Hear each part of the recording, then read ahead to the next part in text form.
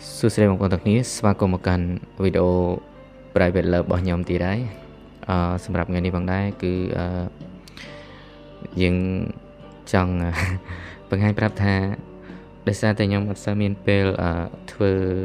វីដេអូឬក៏ខ្ញុំអត់មានពេលថតវីដេអូអីចឹងទៅខ្ញុំក៏លើកឡើងពីរឿង private love ជីវិតស្នេហាឯកជនរបស់ខ្ញុំផ្ទាល់បដោយជាមួយនារីម្នាក់ចឹងណា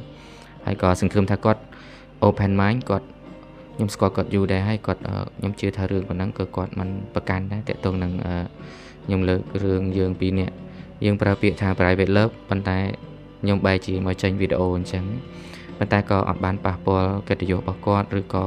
គាត់ជាអ្នកណាមកពីណានៅស្រុកកំណើតណាយើងអត់បានសូទេយើងគ្រាន់តែថាវីដេអូនេះគឺខ្ញុំបង្កើតឡើងដោយសារខ្ញុំអត់មានពេលថតរូបទេរវល់ធ្វើការហើយចូលមកសាច់រឿងពួកខ្ញុំខ្ញុំតពីវីដេអូមុនគឺពួកខ្ញុំក្នុងឡងពេលដែលពួកខ្ញុំស្រឡាញ់គ្នាពួកខ្ញុំផ្អែមល្ហែមណាគឺ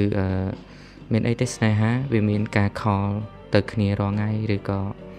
គឺ everyday តែវាមានម៉ោងខលអីចឹងណាមានម៉ោងខលមានអីច្បាស់លាស់ហើយការសួរទុកទម្លាក់គ្នាញ៉ាំបាយនៅទៅធ្វើការនៅអីចឹងទៅហើយពួកខ្ញុំស្រឡាញ់គ្នាហើយអ្វីដែលអាក្រក់បំផុតគឺពួកខ្ញុំបាននិយាយពីគម្រោងការរស់នៅជាមួយគ្នាអីចឹងទៅហើយយើងគួរបង្កើតមុខរបរបែបម៉េចចឹងណាយើងបាននិយាយជាមួយគ្នាយើងនិយាយដូចមែនតែនចឹងណាប៉ុន្តែក៏យើងនឹកស្មានដល់ថាពួកយើងឆ្ងាយគ្នាបានចឹងណាយើងក៏នឹកស្មានដល់តែពួកយើង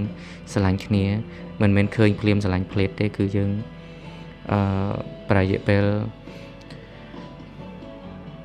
2ឆ្នាំបានយើងសម្រេចចិត្តថាយើងតាក់ទងគ្នាហើយពួកយើងនៅពេលដែលយើង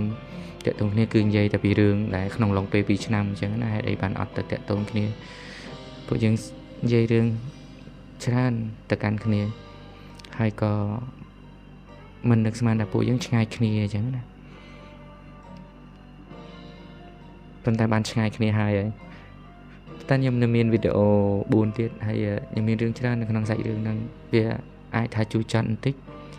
ឬក៏មិនជូរចត់សម្រាប់អ្នកដែលមិនបានជួបមនុស្សដែលយើងដាក់ចិត្តដាក់អារម្មណ៍ខ្លាំងអញ្ចឹងណា